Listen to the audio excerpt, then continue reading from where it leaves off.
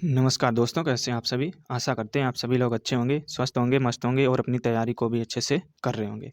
तो हम लोग यहाँ से 25 क्वेश्चन डिस्कस करते हैं जो कि रेलवे के ही प्रीवियस ईयर क्वेश्चन है और मोस्ट इम्पोर्टेंट क्वेश्चन जो कहीं न कहीं आपको एग्जाम में देखने को मिलेंगे।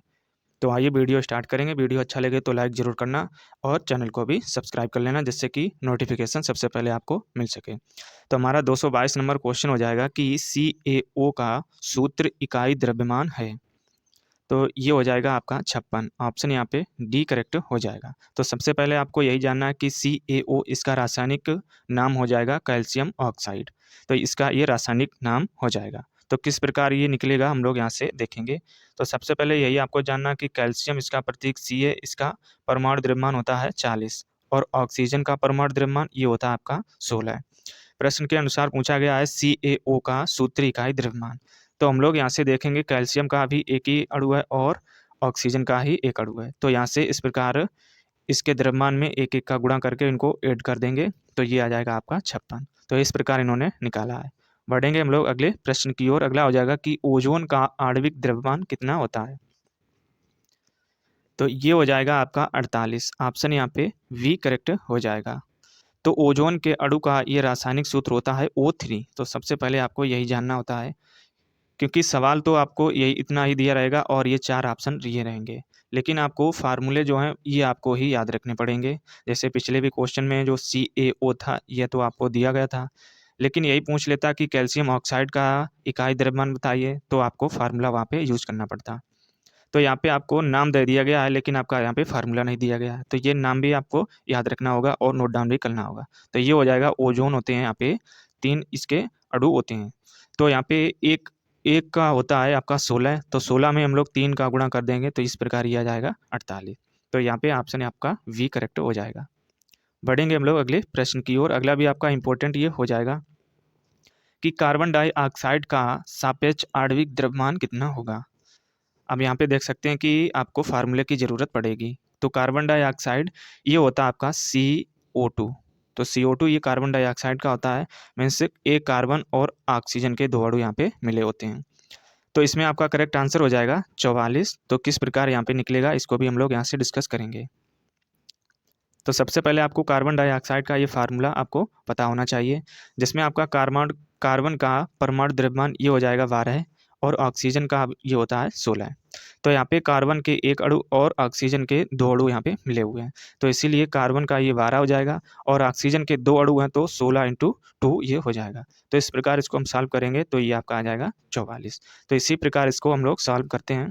तो आपको फार्मूला ज़रूर आना चाहिए। और फ्रेंड्स इससे पहले हम लोग बायोलॉजी की क्लासें जो है उनको डिस्कस कर चुके हैं तो वो भी आपकी मोस्ट इंपॉर्टेंट क्लासें थी। इसी प्रकार कंटेंट जो सीधा आया हुआ था जो एग्जाम में क्वेश्चन आए हुए थे उन्हीं को हम लोग डिस्कस किए थे। और रेलवे के वो कोई भी एग्जाम में आए हुए क्वेश्चन उन सभी क्वेश्चनों को यहाँ पे हम लोग डिस्कस करते हैं। तो उनकी हम लोगों ने एक प्लेलिस्ट बना दी है तो उनको आप 1 या 2 करके उनको भी कवर कर सकते हैं। बढ़ेंगे हम लोग अगले प्रश्न की ओर। अगला हो जाएगा कि CO2 के सापेक्ष आणविक द्रव्यमान की गणना करें। तो जस्ट ये पिछले वाला क्वेश्चन आपका हो जाएगा, ये हो जाएगा आपका 44 CO। तो यहाँ से फ्रेंड्स आप अंदाज़ा लगा सकते हैं कि रेलवे सबसे ज़्यादा अपने प्रीवियस ईयर क्वेश्चन रिपीट करती है और यही डाटा सेम ऑप्शन यही रिपीट करती रहती है। तो ये मोस्ट इंपॉर्टेंट क्वेश्चन है, इन पे कोई भी चेंजमेंट नहीं होगा। तो इनको आप रट्टा मार लेना या इनको बार-बार लगाते रहना है। तो इसीलिए ये मोस्ट इंपॉर्टेंट क्वेश्चन है जो आने आगे जो भी आपके एग्ज़ाम होने हैं तो वहाँ पे यही क्वेश्चन सीधे देखने को मिलेंगे। अगला प्रश्न आपका हो जाएगा कि H2SO4 का आणविक द्रव्यमान है। तो सबसे पहले आपको यही जानना है कि H2SO4 का इसका रासायनिक फार्मूला हो जाएगा ये हो जाएगा सल्फ्यूरिक अम्ल का। तो H2SO4 ये होता है आपका सल्फ्यूरिक अम्ल और इसका अन्य नाम होता है आपका तेजाब। तो तेजाब ये कम लोग जानते होंगे लेकिन आपका सल्फ्यूरिक अम्ल ये तो सभी लोग जानते होंगे। तो आपका एग्जामिनर यहाँ से तेजाब भी नाम लिख सकता है कि तेजाब का आणविक द्रव्यमान कितना होगा। तो इसके लिए आपको ये फार्मूला पता होना चाहिए और इस फार्मूले का रासायनिक नाम भी पता होना चाहिए जो कि आपका हो जाएगा सल्फ्यूरिक अम्ल। तो इसमें आपका करेक्ट आंसर की बात करें ये हो जाएगा आपका 98। तो ऑप्शन डी यहाँ पे इसमें करेक्ट हो जाएगा। तो इसको फार्मूला तो आपको इसको पता होना चाहिए और इनके जो आणविक द्रव्यमान होते हैं तो उनको भी आपको यहाँ पे परमाणु द्रव्यमान होता है उनको आपको ज़रूर याद रखना है। तभी आप इन क्वेश्चनों को आप सॉल्व कर पाएंगे। जैसे आपका हो जाएगा ये एटॉमिक मास यानी कि आणविक द्रव्यमान, ये हो जाएगा हाइड्रोजन का 1 हो जाएगा, सल्फर का हो जाएगा 32 और ऑक्सीजन का ये 16 हो जाएगा। जब इनको बार-बार आप इन क्वेश्चनों में यूज़ करेंगे तो आपको आराम से ये याद हो जाएँगे। तो यहाँ से इन फार्मूले में रख के आप सॉल्व करके और इसको निकाल सकते हैं। लेकिन आपको ये एटॉमिक मास मीन्स आणविक द्रव्यमान या परमाणु जो द्रव्यमान है इनको पता होना ज़रूरी है। बढ़ेंगे हम लोग अगले प्रश्न की ओर। अगला हो जाएगा कि CaO का सूत्र इकाई द्रव्यमान है। तो ये हो जाएगा आपका 56। तो ऑप्शन यहाँ पे वी करेक्ट हो जाएगा। तो CaO का द्रव्यमान यहाँ पे ये हो जाएगा 56। तो किस प्रकार यहाँ पे निकाला गया है आप यहाँ से देख सकते हैं। तो CaO ये होता है आपका कैल्शियम ऑक्साइड, जो कि आपका पहला ही क्वेश्चन था इसी फार्मूले पे जिनको हमने डिस्कस किया था। बढ़ेंगे हम लोग अगले प्रश्न की ओर। अगला प्रश्न आपका हो जाएगा कि CaCl2 का सूत्र इकाई द्रव्यमान है। तो ये हो जाएगा आपका 111। ऑप्शन यहाँ पे वी करेक्ट हो जाएगा। तो सबसे पहले आपको यही जानना है कि CaCl2 का इसका रासायनिक सूत्र ये सामने रहा और इसका रासायनिक नाम ये हो जाएगा कैल्शियम क्लोराइड। तो ये भी आपको नोट डाउन कर लेना है, कैल्शियम क्लोराइड ये CaCl2 इसका फार्मूला हो जाएगा। तो यहाँ पे हम लोग इसको सॉल्व करेंगे। तो सबसे पहले यहाँ पे कैल्शियम दिया गया है और क्लोरीन यहाँ पे दिया गया है। तो इनके आपको परमाणु द्रव्यमान ये तो आने चाहिए। तो कैल्शियम का ये हो जाएगा 40.078 और क्लोरीन का ये हो जाएगा 35.453। तो ये हो जाएगा इनके अलग अलग परमाणु द्रव्यमान। तो यहाँ पे CaCl2 मीन्स Ca का एक यहाँ पे अणु दिया गया और Cl2 के 2 अणु दिए गए हैं। तो हम लोग इसीलिए Ca का 1 और प्लस Cl2 के 2 दिए गए हैं, इसीलिए हम लोगों ने यहाँ पे मल्टीप्लाई किया था 2 का। तो जब भी हम लोग इसको सॉल्व करेंगे तो ये आपका ये आ जाएगा 111। तो इस प्रकार हम लोग इसको सॉल्व करते हैं, लेकिन इससे पहले आपको ये जो परमाणु द्रव्यमान है ये आपको आने ज़रूरी होते हैं। तो जब आप इनको बार बार यूज करेंगे तो आपको इजीली याद हो ही जाएंगे। बढ़ेंगे हम लोग अगले प्रश्न की ओर। अगला आपका इंपॉर्टेंट हो जाएगा कि NaCl के इकाई द्रव्यमान का सूत्र है। तो ये हो जाएगा 58.5। तो ऑप्शन डी करेक्ट हो जाएगा। और फ्रेंड्स आप पूरे यूट्यूब पे कहीं भी चले जाना, आपको ये न्यूमेरिकल आपको कोई नहीं कराएगा। थ्योरी तो सभी कराते हैं लेकिन आपको ये नहीं कराता है, और यही क्वेश्चन होते हैं जो आपको एग्जाम में अन्य बच्चों की अपेक्षा ये फाइट करते हैं। क्योंकि और जो बच्चे होंगे वो इनको छोड़ के आएंगे न्यूमेरिकल को, क्योंकि वो थ्योरी में बिजी रहेंगे। लेकिन आप थ्योरी प्लस यहाँ से न्यूमेरिकल भी हम लोग यहाँ से डिस्कस करते हैं, तो आप उन बच्चों की अपेक्षा बेहतर स्कोर कर पाएंगे एग्जाम में। तो आपको एक भी वीडियो और एक भी क्लास आपको स्किप नहीं करनी है, आपको डेली रेगुलर रहना है। तो इसके इंपॉर्टेंट फैक्ट हो जाएंगे किस प्रकार यहाँ पे निकलेगा, यहाँ से देख सकते हैं। तो सोडियम का जो परमाणु द्रव्यमान है ये भी आना चाहिए और क्लोरीन का ये भी आना चाहिए। तो यहाँ पे एक एक अणु दिए गए हैं, जब हमको टोटल कर देंगे मीन्स उनको ऐड कर देंगे तो आपका आ जाएगा 58.54। तो इस प्रकार यहाँ से हम लोग इसको निकाल लेंगे। बढ़ेंगे हम लोग अगले प्रश्न की ओर। अगला भी आपका मोस्ट इंपॉर्टेंट हो जाएगा कि एक परमाणु द्रव्यमान की इकाई किसके बराबर होती है। एक परमाणु द्रव्यमान ये हो जाती है 1.6 इंटू 10⁻⁻27 किलोग्राम। तो ऑप्शन यहाँ पे ए करेक्ट हो जाएगा। तो इस प्रकार जो आपके फार्मूले टाइप के होते हैं ये वन लाइनर में एग्जामिनर पूछ लेता है, और ये आपके 2018 ग्रुप डी में पूछा हुआ क्वेश्चन है। और आने वाले एग्जाम में भी यही क्वेश्चन आपको डायरेक्टली देखने को मिलेगा विद ऑप्शन, क्योंकि इसमें कोई चेंजमेंट होने वाला नहीं है। तो इसीलिए ऐसे क्वेश्चनों पर आप अच्छी कमांड रखा करें। तो इसके इंपॉर्टेंट फैक्ट हो जाएंगे कि परमाणु किसी पदार्थ अथवा तत्व का सबसे छोटा घटक होता है। तो परमाणु की डेफिनेशन यहाँ से आप वन लाइनर में नोट डाउन कर सकते हैं, जिसमें उस तत्व के सभी रासायनिक गुण विद्यमान होते हैं। परमाणु द्रव्यमान की इकाई ये हो जाती है 1.6 इंटू 10⁻⁻27 किलोग्राम के बराबर होती है। तो इसको भी आप नोट डाउन कर लेना। तो यहाँ से इस प्रकार आपके न्यूमेरिकल थे इस चैप्टर से। अब हम लोग बढ़ेंगे एक नई यूनिट की ओर जो हो जाएगी परमाणु संरचना। तो परमाणु संरचना ये भी आपकी मोस्ट इंपॉर्टेंट यूनिट है, और इसमें आपका पहला चैप्टर हो जाएगा परमाणु और उसके मूल घटक। तो किस प्रकार यहाँ से आपका नाभिक, परमाणु, प्रोटॉन, न्यूट्रॉन, इलेक्ट्रॉन, इस प्रकार यहाँ से क्वेश्चन बने होते हैं, ये आपने सुने होंगे। तो यहाँ से किस प्रकार क्वेश्चन एग्जामिनर पूछता है हम लोग इसी यूनिट में डिस्कस करेंगे। तो आइए वीडियो स्टार्ट करेंगे यहाँ से आगे। जैसे आपका पहला क्वेश्चन यहाँ से हो जाएगा और इसको स्टार डाल के लिख लेना। मोस्ट इंपॉर्टेंट आप देख सकते हैं कि 2014 के बाद 2019 में और 2019 के बाद अब जो एग्जाम होगा आपका, तो वहाँ पे यही क्वेश्चन डायरेक्टली देखने को मिलेगा। जैसे आपका है कि सामान्यतः परमाणु के नाभिक में होते हैं, तो इसको स्टार डाल के आप लिख लेना। मोस्ट इंपॉर्टेंट ये क्वेश्चन है। तो एक नाभिक में ये आपके पाए जाते हैं प्रोटॉन और न्यूट्रॉन। तो ऑप्शन यहाँ पे ए करेक्ट हो जाएगा। तो क्वेश्चन आपका जेईई में 2019 में और जेईई जो 2014 का एग्जाम हुआ था वहाँ पे क्वेश्चन पूछा गया था।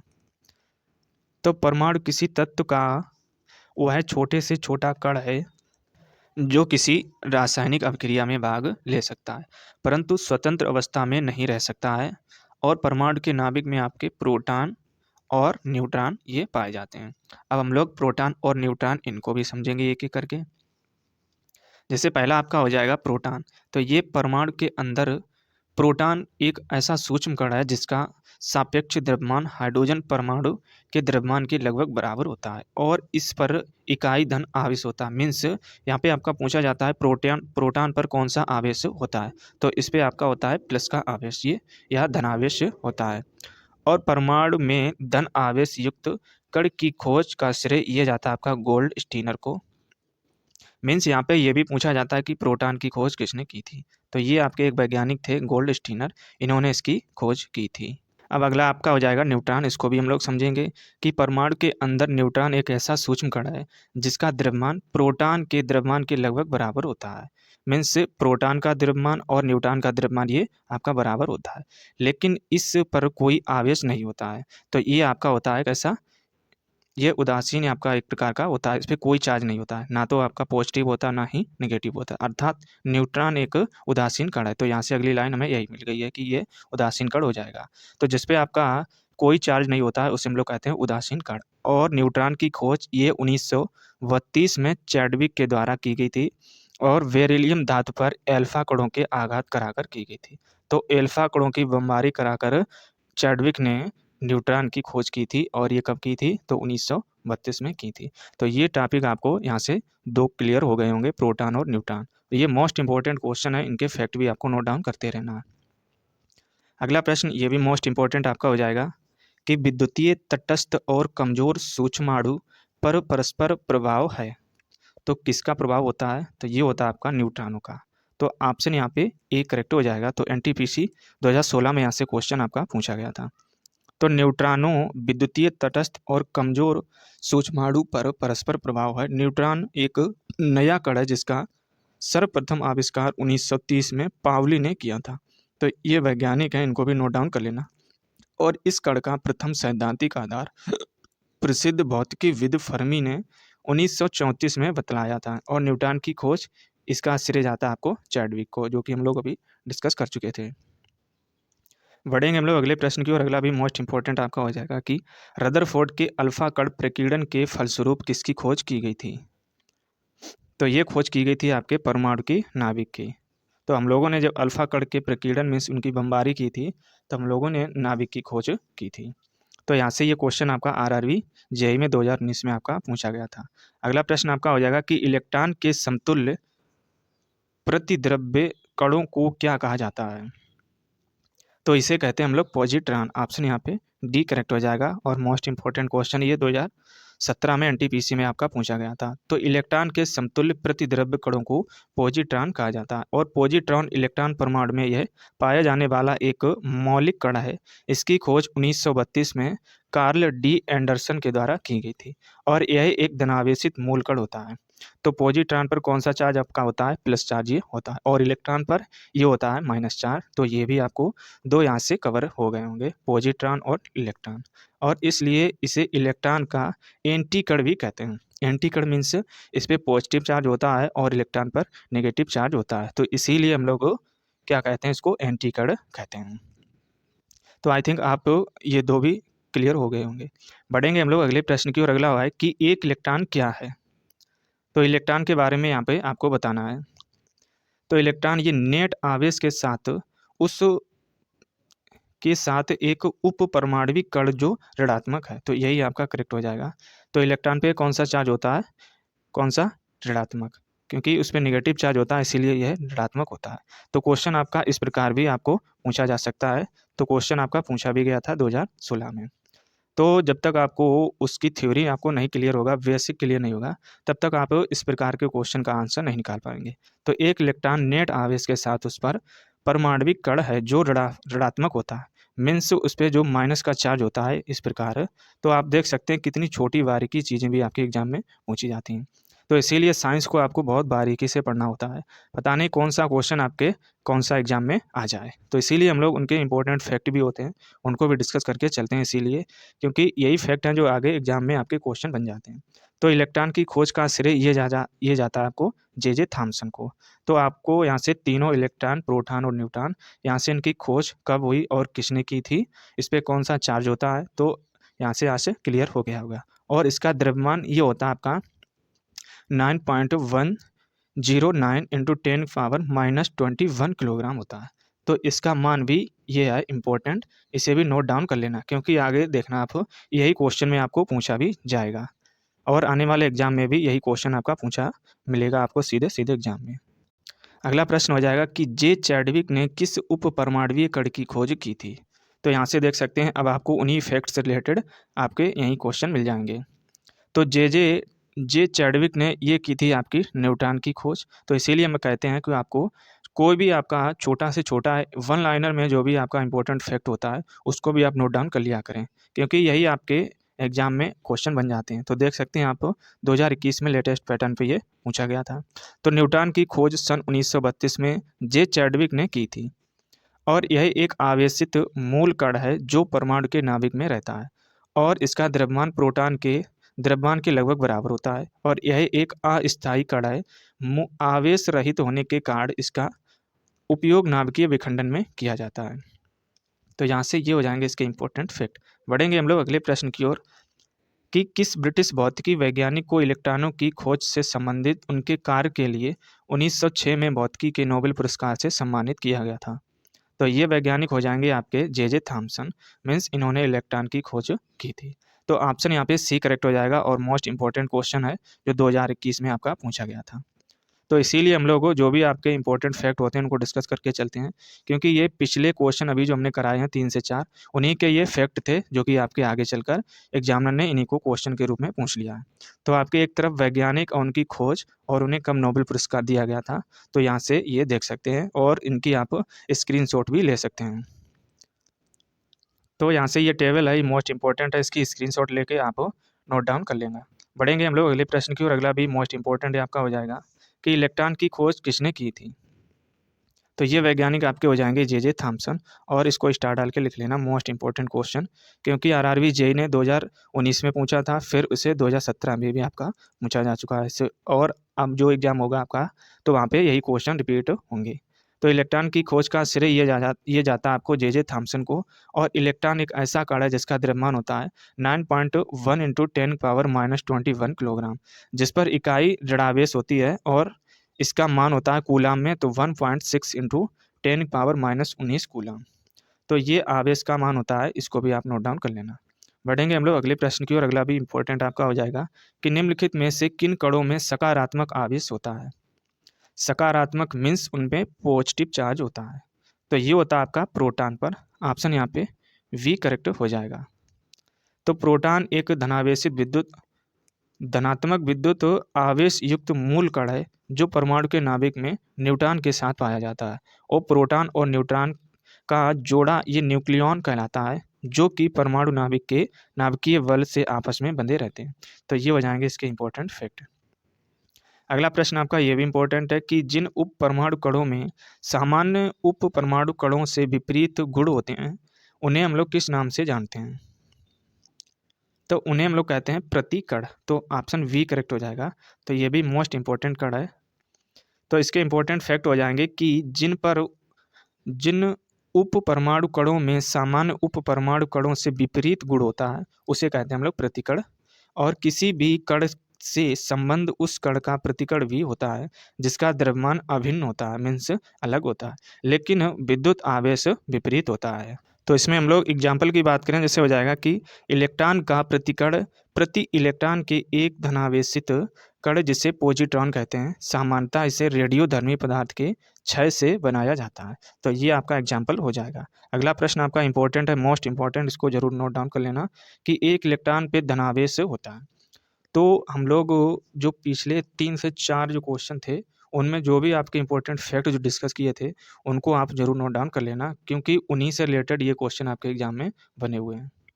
तो क्वेश्चन देख सकते हैं, 2018 में 2 बार रिपीट हुआ, फिर आरआरबी जेईई में 2019 में एग्जाम हुआ था, तो वो भी आपका पूछा गया था। तो ये आवेश का मान होता है, हम लोग पिछले भी अभी क्वेश्चन में डिस्कस किए थे, ये होता है 1.6 इंटू 10⁻⁻19। तो ऑप्शन यहाँ पे डी करेक्ट आपका हो जाएगा। तो इसको आप नोट डाउन जरूर कर लेना, और इसका ये द्रव्यमान है, इसको भी नोट डाउन कर लेना।